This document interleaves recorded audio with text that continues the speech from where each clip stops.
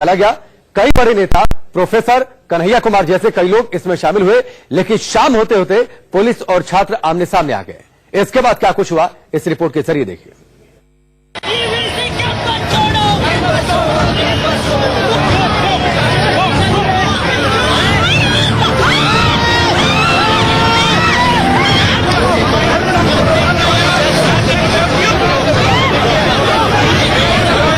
जनवरी को दिन भर जेएनयू से लेकर जंतर मंतर और जनपद तक जेएनयू छात्रों, टीचरों और नेताओं ने हल्ला बोला। करीब 2000 लोग मानव संसाधन विकास मंत्रालय के सामने धरना प्रदर्शन करने लगे, लेकिन शाम होते होते प्रदर्शनकारी मानव संसाधन विकास मंत्रालय से राष्ट्रपति भवन की ओर कूच करने लगे, जिसके बाद जमकर बवाल मचा। हाथों में झंडे और बैनर लेकर नारेबाजी करते सैकड़ों छात्र जनपद पर पहुंचे तो पुलिस ने इन्हें रोक लिया। इस दौरान पुलिस ने कुछ छात्रों को धक्का देकर वहां से हटाने की कोशिश की तो छात्रों का गुस्सा फूट पड़ा।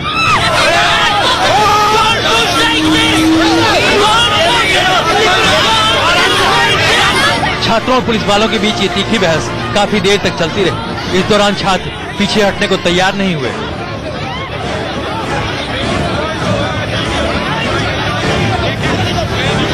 जनपद पर काफी देर तक पुलिस और छात्रों के बीच धक्का मुक्की चलती रही, जबकि पुलिस बार बार छात्रों को पीछे हटने और वापस जाने को कहती रही।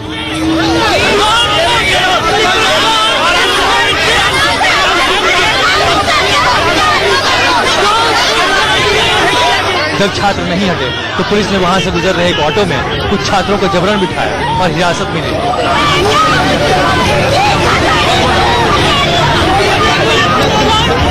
देखिए, हम अभी फिलहाल मौजूद है जनपद रोड पे, जहां पे आप देख रहे हैं कि जो छात्र एमएचआरडी मीटिंग के बाद राष्ट्रपति भवन के लिए जो प्रोटेस्ट की कॉल करी थी, कैसे रास्ते में लॉलेसनेस की हालत है।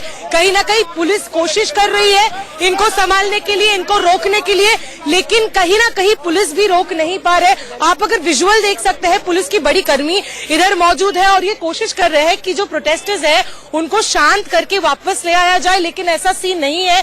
करीबन ट्रैफिक भी अभी इधर ब्लॉक्ड है और आप देख सकते हैं कैसे प्रोटेस्टर्स बीच रास्ते में आके राष्ट्रपति भवन की तरफ चलने की कोशिश कर रहे हैं। कहीं ना कहीं पुलिस की जो कर्मियां हैं ये कोशिश कर रहे हैं कि उनको शांत किया जाए, लेकिन फिलहाल जो आप विजुअल देख सकते हैं वो कहीं ना कहीं कंप्लीट लॉलेसनेस की है। इस दौरान दूसरे छात्रों ने पुलिस की इस कार्रवाई का विरोध किया, लेकिन पुलिस किसी की सुनने के मूड में नहीं थी, क्योंकि इस प्रदर्शन से वीवीआईपी रोड जनपद पर जाम लग चुका था। इसलिए पुलिस ने प्रदर्शनकारी छात्राओं को भी गाड़ी में बिठाया और हिरासत में ले लिया। इस दौरान छात्राएं वीसी को हटाने की मांग पर अड़ी थी।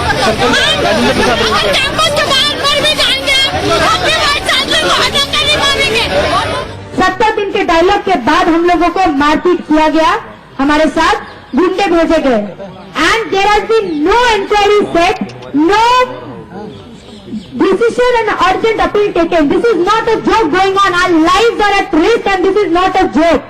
So आप लोगों से अपील करते हैं कि इसको हम लोग मजाक ना बनाएं। ऑटो के अलावा दिल्ली पुलिस ने यहाँ डीटीसी की बस भी बुलवाई, जिसमें भर भर कर प्रदर्शनकारियों को यहाँ से हटाया गया।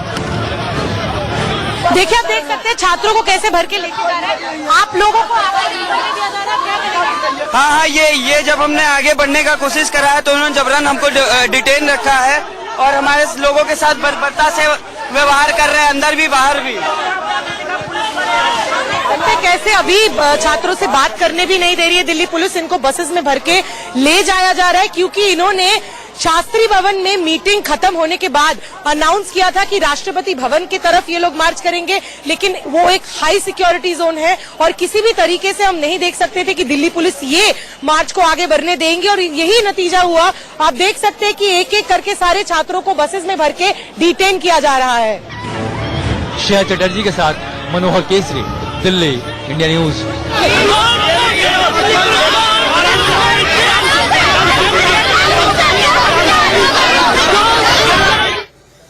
जबरदस्त तरीके से हंगामा हुआ इस पूरे मार्च के दौरान। वैसे वीसी हटाओ यह मार्च बुधवार को होना था, लेकिन बारिश के कारण इसे रोक दिया गया।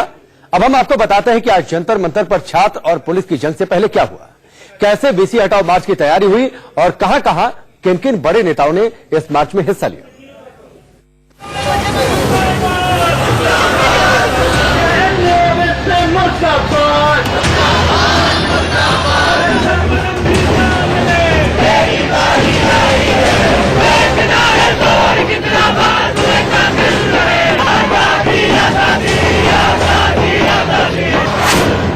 जेएनयू कांड के लिए वीसी जिम्मेदार।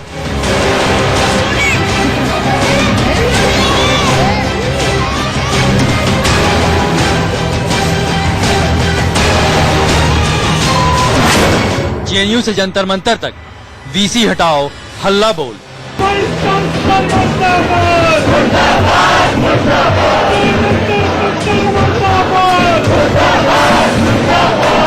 5 जनवरी की शाम जेएनयू को जंग का मैदान किसने बनाया?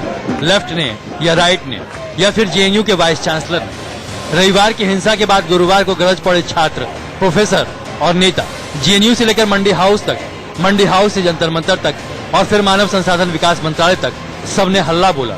जेएनयू हॉस्टल की बढ़ी फीस और वाइस चांसलर जगदीश कुमार को हटाने की मांग की।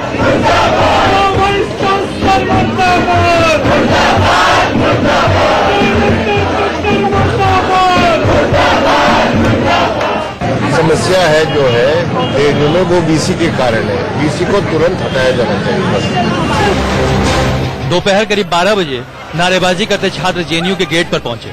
प्रदर्शनकारी छात्रों के हाथों में वीसी हटाओ और बढ़ी हुई फीस वापस लो वाले पोस्टर, इसके अलावा दिल्ली पुलिस, सरकार, संघ और एबीवीपी के खिलाफ वाले पोस्टर लहराते रहे। जेएनयू के मेन गेट पर पहुंचते ही छात्र दिल्ली पुलिस के खिलाफ नारेबाजी करने लगे। We have also formed our own committee within the university and it will look into all aspects of that incident. इसके बाद 10 बसों में भरकर छात्र और 2 बसों में यूनिवर्सिटी के टीचर मंडी हाउस के लिए रवाना हुए।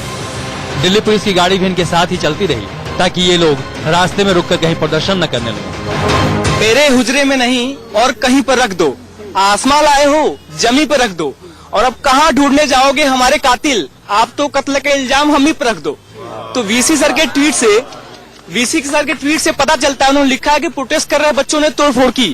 तो अब जहां मुजरिम ही जांच करे तो वहां हम क्या मान सकते हैं कि जांच में क्या निकलेगा? यही आई थिंक सबसे ज्यादा जरूरी है अभी के लिए, क्योंकि बहुत दिन से ये चल रहा है। अगर अब तक ये violence was the I think peak, इसके बाद भी अगर लोग नहीं समझते कि प्रॉब्लम क्या है, आई थिंक फिर तो कोई और जगह पे प्रॉब्लम है। वीसी में तो एग्जैक्टली प्रॉब्लम नहीं है। The same thing. I mean, we want the resignation of the VC for clear reasons that he is not accepting our demands. And inquiry committee पे inquiry committee वो बिठाया जा रहा है where our demands are not being met. दूसरी तरफ कुछ छात्र सीधे दिल्ली के मंडी हाउस पहुंचे, जिनके हाथों में सरकार और सीए विरोधी पोस्टर्स दिखे। मर्डर ऑफ डेमोक्रेसी डिसेंट, ये जो आपने जो प्ले कार्ड जो हाथ मिल गया, इसका क्या मतलब है? क्यों ये निशान दिखाना पड़ा? कि सर इसका मतलब यही है कि जो अभी ये इंडिया डेमोक्रेसी तो मुझे लगता नहीं कि अब रहा है। देखिए, जब हमने बीजेपी सरकार को चुना था तब हमने मेक इन इंडिया के प्रॉमिस से चुना था। मेक इन इंडिया में तो कुछ हुआ नहीं, लेकिन कुछ अगर मोदी जी बना पाए हैं वो इस जन आंदोलन को बना पाए हैं। ये सब मोदी जी का किया धरा है। मोदी जी इस पे गर्व कर सकते हैं, पूरी भाजपा सरकार इस पे गर्व कर सकती है कि ये प्रोटेस्ट को उन्होंने जन्म दिया है। करीब 2 बजे मंडी हाउस पर नेताओं का भी जमावड़ा लगना शुरू हुआ, जिसमें सीपीएम महासचिव सीताराम येचुरी, प्रकाश करात, वृंदा करात, डी राजा, शरद यादव और आरजेडी के मनोज झा शामिल हुए और यहाँ से ये पैदल मार्च मानव संसाधन विकास मंत्रालय तक गया।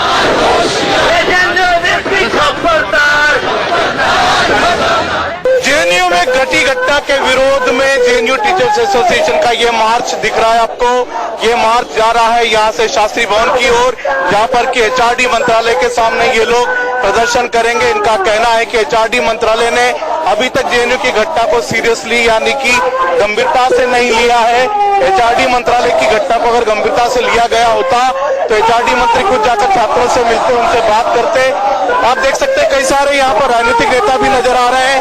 आरजेडी के सांसद मनोज झा दिखाई दे रहे हैं, सीताराम येचुरी दिख रहे हैं, सीपीएम नेता, सीपीआई के नेता डी राजा दिखाई दे रहे हैं। यहाँ पर कई वृंदा करात नजर आ रही है, यहाँ पर कई सारे सीपीएम सीपीआई के नेता यहाँ पर दिखाई दे रहे हैं। Students want to continue with their research. The VC who is stopping them.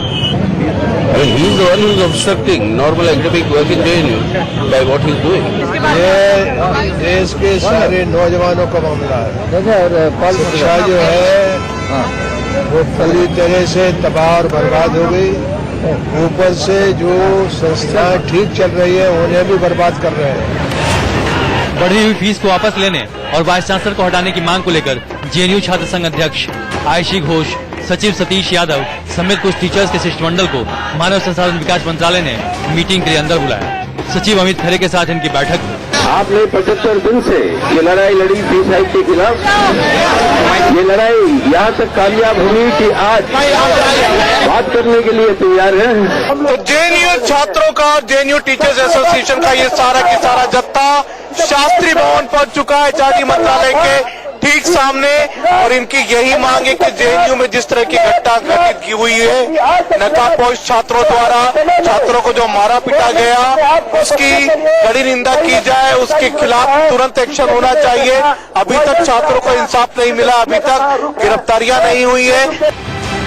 Naresh Biswani के साथ संजय शर्मा, दिल्ली, इंडिया न्यूज।